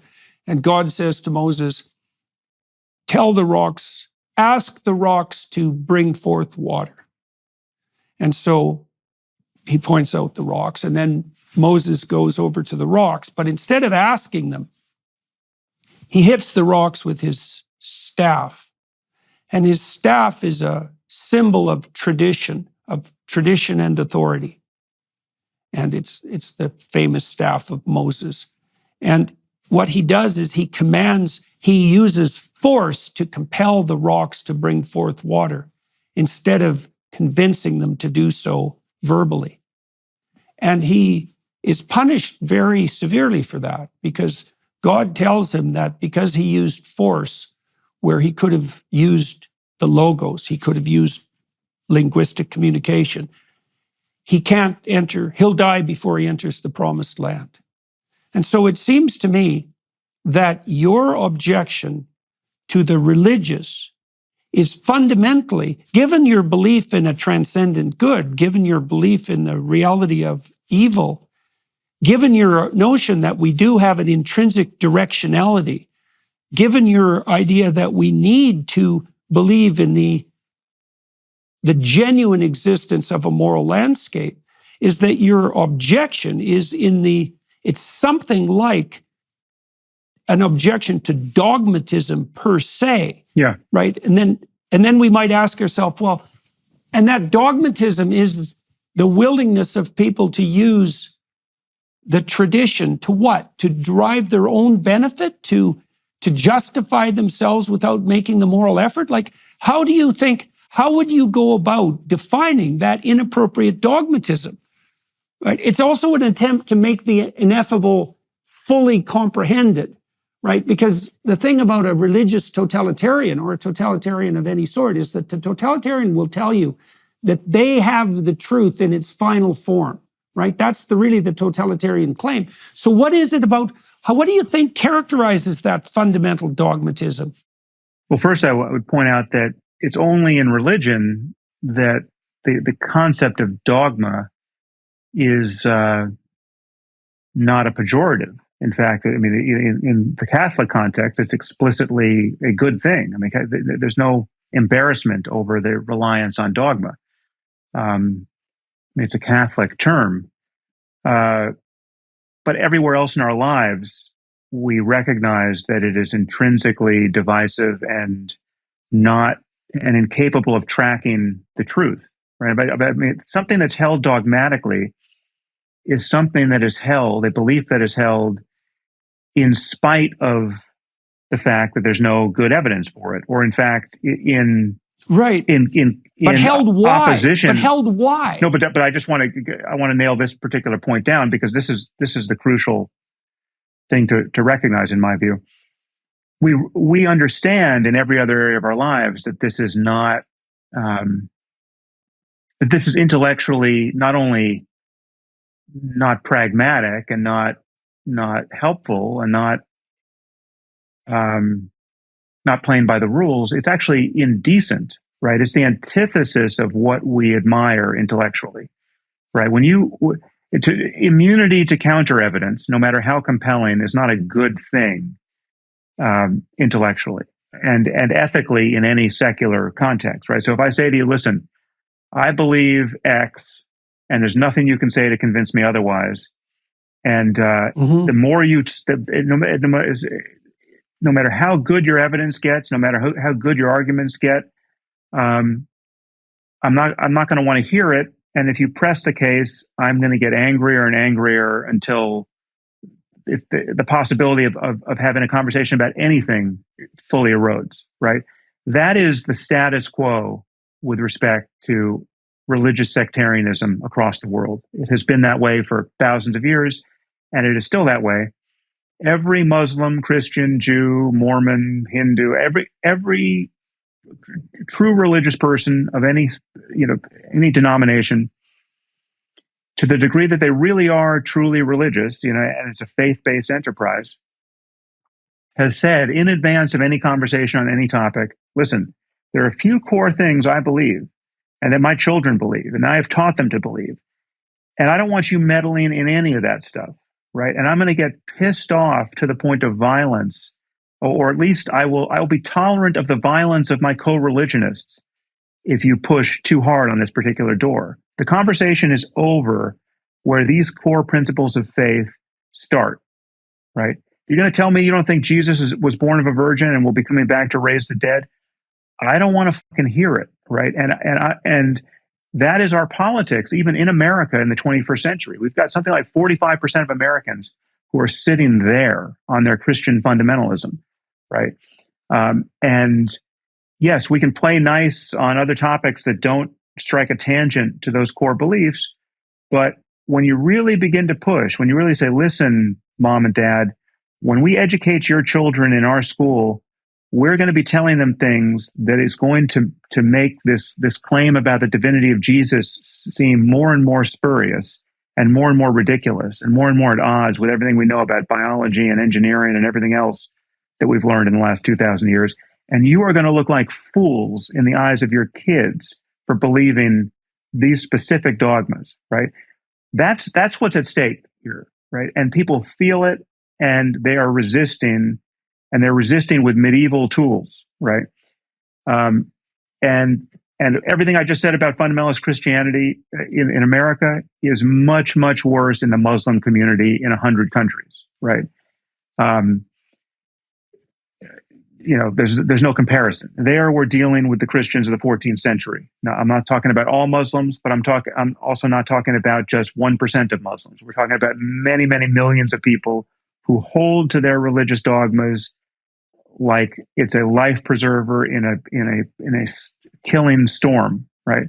And this is something we have to overcome. We need a non-sectarian conversation about the deepest ethical and spiritual and scientific truths that are available, and which is to say a non-divisive one that is truly open-ended, where we're not making adversarial recourse to rival incommensurable claims from centuries ago. We're actually putting forward the best arguments and the best evidence in real time, resorting to all the best ideas that can be translated from every language instantaneously now. And it's a conversation very much in the spirit of science, very much in the spirit of medicine, say. And it's not to say that we have all that worked out. As you know, we just went through a global pandemic where people couldn't agree about what the hell was happening and whether vaccines are safe or good or worth inventing, etc. But we know we can dimly see in that context where we need to go, and we need more evidence, more argument, better incentives, an acknowledgement of what we don't know when we don't know it, and we need the conversation to simply continue. And we know when we look at it over our shoulder, we know we have made progress. We know we're not suffering, for the most part, people being paralyzed from polio, right? Like there was once a time where polio was terrifying families everywhere, and for good reason. And now that is behind us, except for a few cases that have emerged of late because people are afraid of vaccines of all types. But we know it's possible to make progress in medicine, right? We know that progress is not a matter of half of our society saying that they're going to stay put with the medicine of the 7th century or the 1st century BC. And so it has to be with ethics. So it has to be with spiritual experience. I mean, we're having this conversation in the context of a short period of time where research on psychedelic drugs has come back after more than a generation of ignoring the promise of these compounds. Who knows what possible benefits exist if we explore that technology and that research in the wisest and most judicious possible way.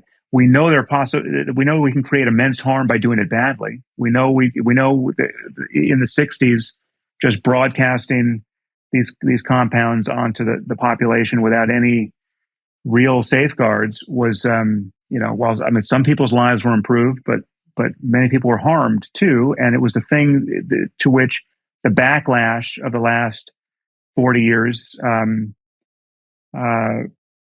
responded, and then we lost more than a full generation of actually doing research on these compounds.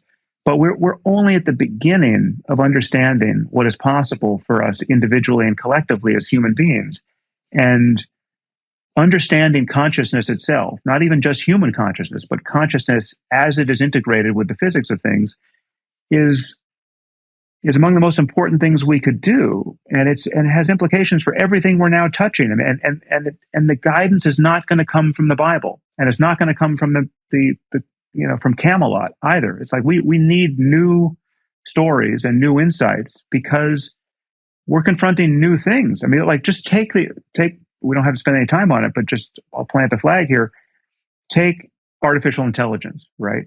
If we don't know how consciousness arises in this universe, and if we don't know whether or when it arises on the basis of information processing, we are not going to know whether we build conscious machines, right? I think we're going to, almost certainly, we will build machines that seem conscious to us before we know whether or not they are conscious. And we will lose sight of, many of us will lose sight of whether it's an even interesting problem to wonder whether or not they are conscious, right? They're going to pass the Turing test with such flying colors, especially when we're in the presence of humanoid robots that look human and that are truly general AI, that we're just going to treat them as conscious helplessly because you're going to feel like a psychopath doing otherwise. And yet we're not going to know whether we've built machines that can suffer. And we're not going to know whether we're committing a murder when we turn off a machine, etc. These are ethical problems that seem totally speculative until you imagine the possibility of inadvertently building machines that can suffer even more than human beings can suffer, right? That would be a monstrous thing to do, and that is a possible thing to do, and it's something we might just stumble into by not knowing what we're doing in informational terms. So this is all just to say that questions about the well-being of conscious creatures are questions that we need to address with all of the tools available in a way that is truly universal, that gets beneath the accidental differences of a country of a person's origin. It shouldn't matter where you were born or what religion your parents were. That should not be the thing that constrains your thinking about the deeper truths here. And so, yes, if I don't deny that the world's religions indicate something about the possibilities of human consciousness, past and present, and even the possibilities of a transcendent good to which we should all orient. But it's absolutely clear that we need a truly universal, modern conversation about those truths that ultimately ignores sectarian cultural boundaries, and it's the sectarian cultural boundaries that I worry about. Well, you and I have been trying to have those conversations, with some degree of success for quite a long time. Let me ask you a specific question here. How do you distinguish?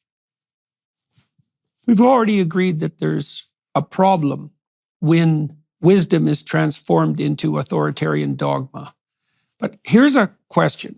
How do you distinguish between, you've already put forward a set of hypothetically axiomatic presuppositions, right? And one of them is that there is such a thing as evil, and another is that there's such a thing as its opposite, good, and that good has an ineffable quality in its final analysis. You could think about those as, they're conclusions from the conversation that we've had so far, and from all the work that you've done, obviously. Now, you could imagine that those conclusions could be turned into, well, they are axiomatic in some ways. You could imagine they could be turned into a kind of authoritarian dogma in no time flat. Like, how do you, and we can't progress out into the world without having a certain amount of faith in our already extant knowledge. How do you think it's possible to conceptualize the distinction between knowledge as such, or even necessary knowledge, and dogma? Mm. Well, it's dogma is clear in the sense that it is truly inflexible, right? There's a stated commitment to not revising this particular belief or set of beliefs, no matter what happens, right? So, for instance, for Christianity, or for, let's say, the Catholic Church, the divinity of Jesus is just non-negotiable, right? It's like it would no longer be Christianity. Now, I'm sure there are a few groups of Christians that would want to push back here, but generally speaking, I mean, it comes directly from Paul. If Christ be not raised, your faith is vain, right? It's like there's a miracle at the bottom here, and if you are going to dispute that, well, then really you're playing a different language game. This is not, we're not interested in that kind of innovation. So, Christ was the Son of God. You struggle to make sense of that if you want to, but something like that has to be true. He died for your sins. He was resurrected. He did not. If you found his bones somewhere, that would be a problem. These are non-negotiable tenets of the faith, and Islam has its versions. And unhappily for the prospects of interfaith dialogue, one of the core principles of Islam is that Christ was not divine, right? And to believe he otherwise is polytheism, and that's a killing offense, right? So, right there's a zero-sum contest between Islam and Christianity. So it sounds to me that it's something like allowance for doubt. So I can imagine a situation like this, because there's still a confusion. One thing, it's not just allowance for doubt.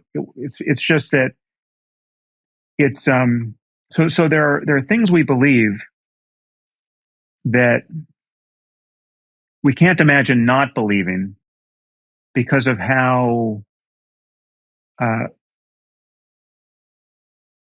fully we are persuaded of the legitimacy of the method by which we arrived at those beliefs, right? So there was a methodology that got us there. Now, dogmatism is the antithesis of methodology. Dogma is not a statement of how good the method was. Dogma is just, we didn't have a method, but this is so, right? It says so in the book. The book is perfect. How do we know it's perfect? Because the book itself says so, right? That bites its own tail. That's not a method. That is dogmatism. And in my view, totally illegitimate.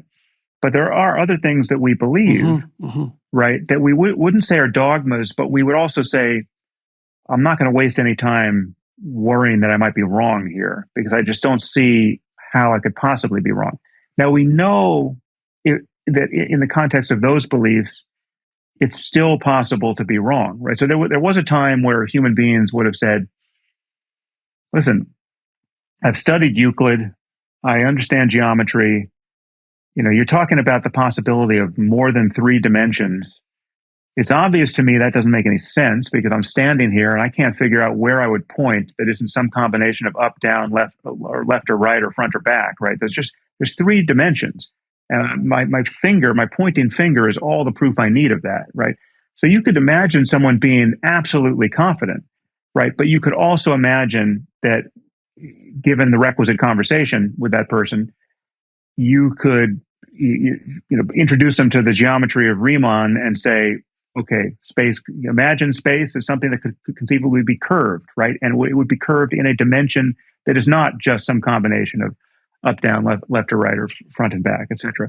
So so there can be fundamental changes in our view of things that are surprising, and so we can't rule that out in general, no matter how confident we are of specifics. I mean, so for me, there's one thing that I can't see any way around, and I just don't, I would admit that it's possible that I don't know what I'm missing, but I just don't see how it would be Mm-hmm. possible. So I'm not wasting any time on it. But for me, consciousness, what I mean by consciousness, the fact that anything seems to be happening at all is the one thing in this universe that can't be an illusion, right? So there's nothing you could say to me about how wrong I am about anything that challenges this fundamental belief of mine that consciousness is the ground truth of everything epistemologically, right? So you could say, well, actually, Sam, you're psychotic. Well, okay, so I'm wrong about everything except the way things seem. That demonstrates consciousness just as much as sanity would, right? Like this is like, if I'm asleep and dreaming and I don't know that, well, still this dreamlike experience is what I mean by consciousness. If the universe is a simulation on an alien supercomputer, right, and everything we think about physics is wrong because we're not in touch with the base layer of physics, right? We're just a simulation. Still, what seems to be happening in our case is what is meant by consciousness, in my sense. So, so to say that consciousness itself might be an illusion, right, it makes absolutely no sense because any illusion is another case of seeming. It's a false one by reference to some other picture. So I can't get outside of consciousness epistemologically. And therefore so anyone who would say, so someone might come to me and say, well, you're being dogmatic in your assertion that consciousness can't be an illusion. It's not the same as being dogmatic. I just can't see what to do with my intuitions so as to even entertain the alternative thesis. That's not what any religious fundamentalist, that's not the position of any religious fundamentalist who's asserting, the unique divinity of the Quran or the Book of Mormon. Asserting an unwarranted omniscience. They're asserting a claim that is in contact with many specific facts we know about, again, just real history or, terrestrial physics or anything else. And I mean, just, these are points I've made before, to the consternation of many religious people, but the belief that Jesus rose from the dead and bodily ascended somewhere and will be returning to earth at some point, the historical person, Jesus, not some analogy to that person, but that's not just a religious claim. That is a claim about biology. It's a claim about human flight without the aid of technology. It's a claim about history. It's a claim about, there are many claims. It touches everything we know or think we know about science at some place. And so it's, and that's why it seems quite unlikely to be true, right? If you're considering it dispassionately. And I mean, the other reason, now that you've poked this atheist and you're getting the full file. The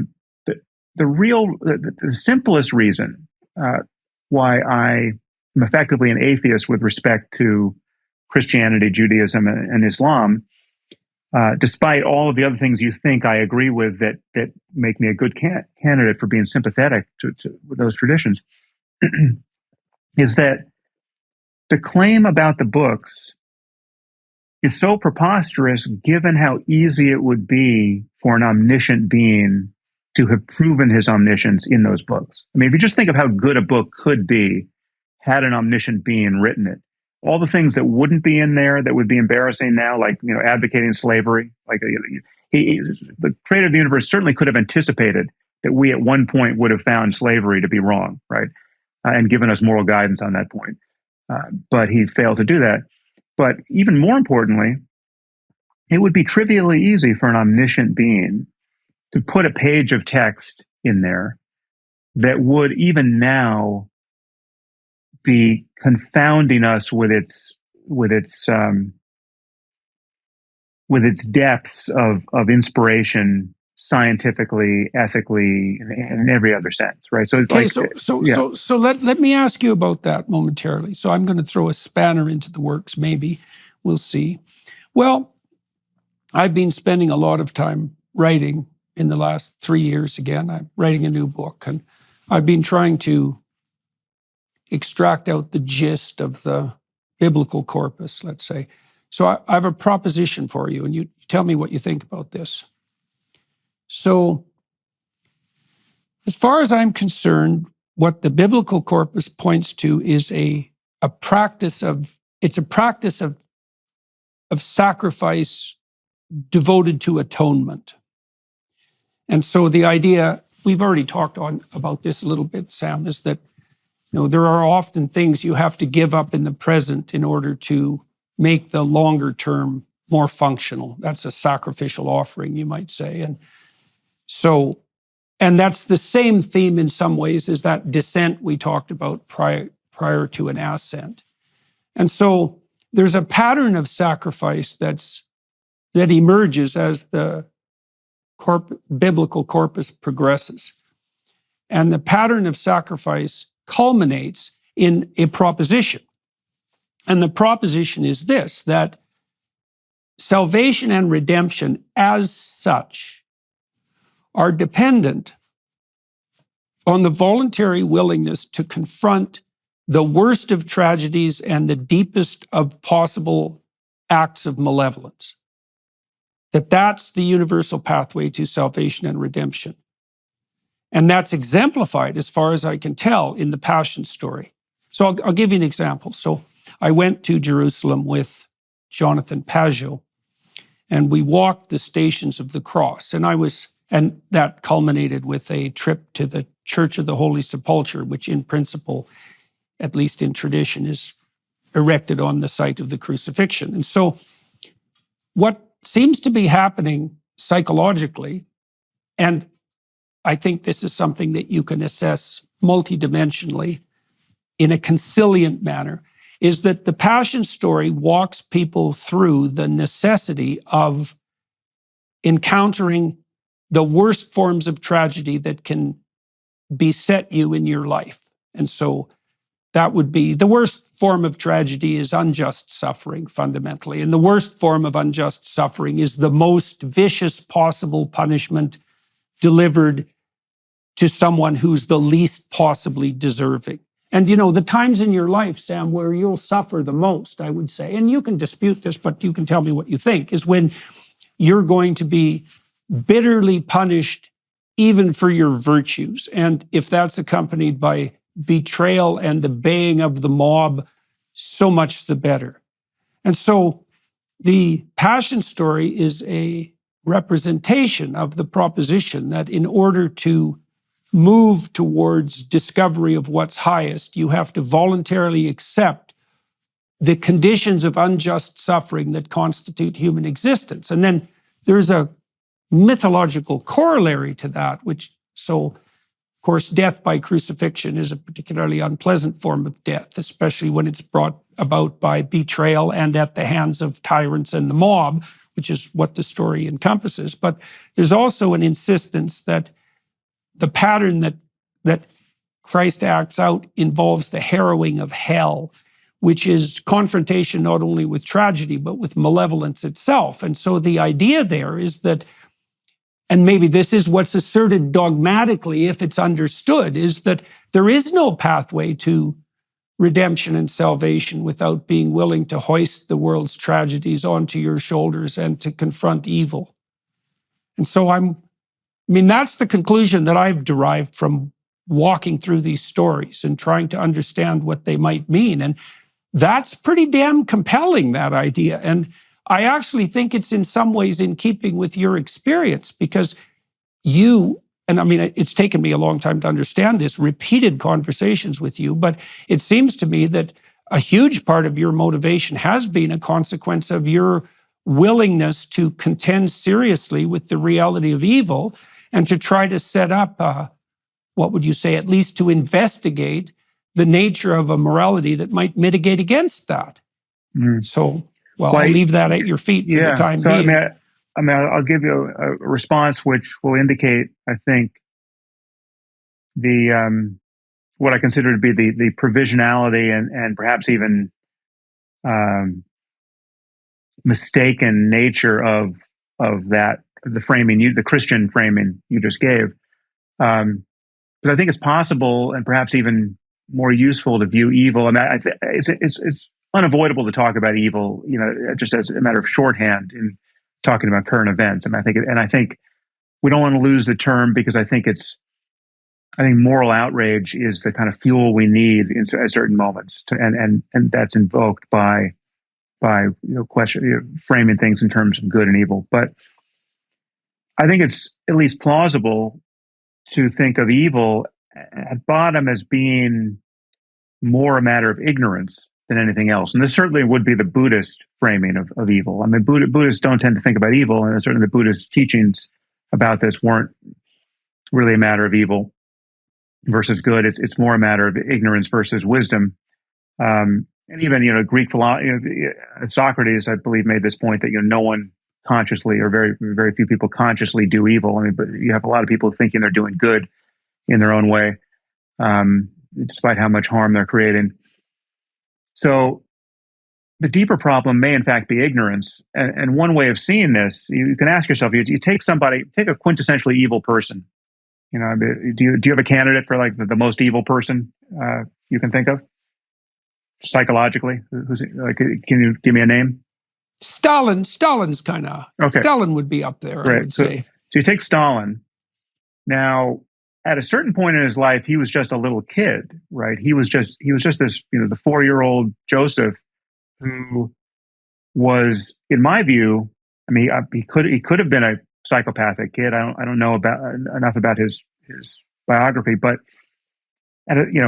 presumably he wasn't a doesn't seem so. Yeah, presumably he wasn't a terrifying infant, But at a certain point, at a point young enough in his timeline, you have to just acknowledge that he really is unlucky. I mean, he's the kid who, for whatever reason, genetic and environmental, is going to become the evil monster Joseph Stalin, right? And so at what point along the way does he actually become evil? Well, that's hard to specify. I mean, there'll be moments in his story where we can recognize, all right, he's now not a normal, much less normative personality, right? He's treating people sadistically. And so I don't know when that started, but there's a point before that where you think, well, listen, if there'd be any way to have helped this kid not become this evil monster, we should have helped him, right? We would have helped him if we could. And that would have been the right thing to do, right? So merely hating him and killing him would not have been the ethically normative thing to have done there, because he's not yet the person who created all the harms he goes on to create. But I would say that even if you go forward, even if you get him in his truly malevolent form, toward the middle and end of his life, imagine what it would be like if we had Joseph Stalin at his worst in custody, and we had a much more mature science of the mind available to us, and we actually had a cure for evil. I mean, just imagine what it would be like to deliver this cure. We can actually just modify all of the receptor sites and densities and connections in the brain so as to turn this malevolent sociopath into an entirely normal person with a normal pro-social attitudes, et cetera, but keeping intact his biographical memory and the other aspects of his identity, right? So imagine being able to engineer the following experience for Joseph Stalin, where you deliver him the cure for all that ails him ethically, but he still has a memory. He has the knowledge of what you're doing. You've told him what you're doing, and he has the memory of all the stuff, all the malevolent stuff he did in his past. Imagine what it would be like for him to wake up from the dream of his sociopathy and experience for the first time what it was like to be a normal, well-intentioned, decent human being, right? Imagine what that would be like. Imagine if you just woke up tomorrow recognizing that you had, in this fugue state of psychopathy over the previous year, you had killed, 60 million people and done other, odious things. Just imagine the feeling of regret to have been at all entangled with that causality, however little purchase you have on it in the present, because again, you're no longer evil. But to imagine the gratitude of feeling of just being rescued from the kind of mind that would have been, so cavalier about the deaths and immiseration of millions of people, right? So that the fact that this is even possible, this thought experiment, that at some future date we'll have a way of curing evil people, and that it would make no sense ethically at that point to go into our prisons and say, well, we're going to withhold the cure because as punishment for all the evil stuff these people did. It's like, that's like withholding the cure for diabetes from diabetics the moment we get it, because of all the bad things they did when their blood sugar was too low. It's just it wouldn't make any sense ethically.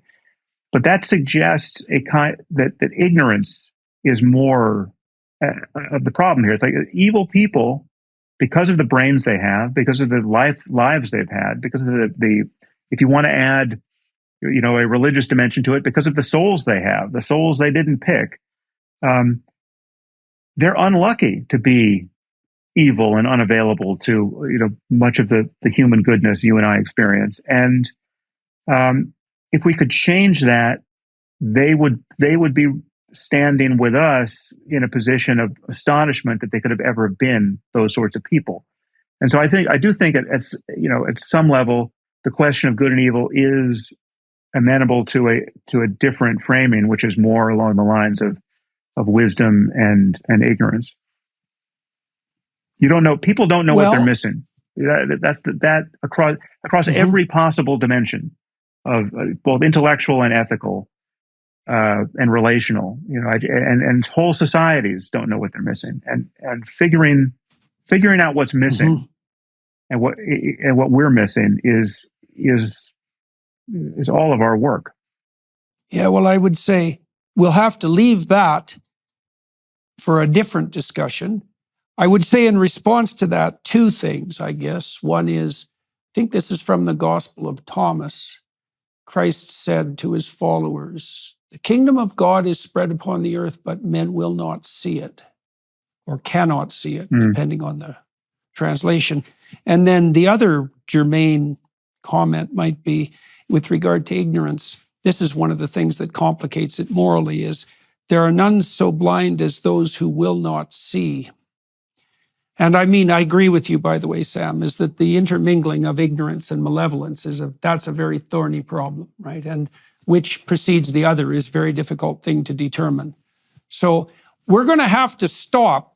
I'd like to talk to you. The next time we talk, Sam, maybe we could concentrate more on issues pertaining to free will and ignorance. That might be very interesting. Yeah, happy to do it. All right. So, yeah, well, that'd be good, Sam. So for everyone watching and listening, thank you very much for your time and attention. I'm going to spend another half an hour with Sam behind the Daily Wire Plus paywall. And so if you're inclined to join us there, please do. That gives you the opportunity, I suppose, to throw some support in the direction of the DW Plus people who are trying to put forward, a functional platform for new forms of entertainment and for the continuance of free speech. So hypothetically, that might be worth supporting. Mr. Harris, it's always good to talk to you. It's been a pleasure getting to know you over the years, and I'm glad we've been able to continue our conversations. I really am, and me too. I appreciate what you had to say today greatly, and till we meet again. Yeah. And thank you again for everyone. You bet, man. All right. Ciao.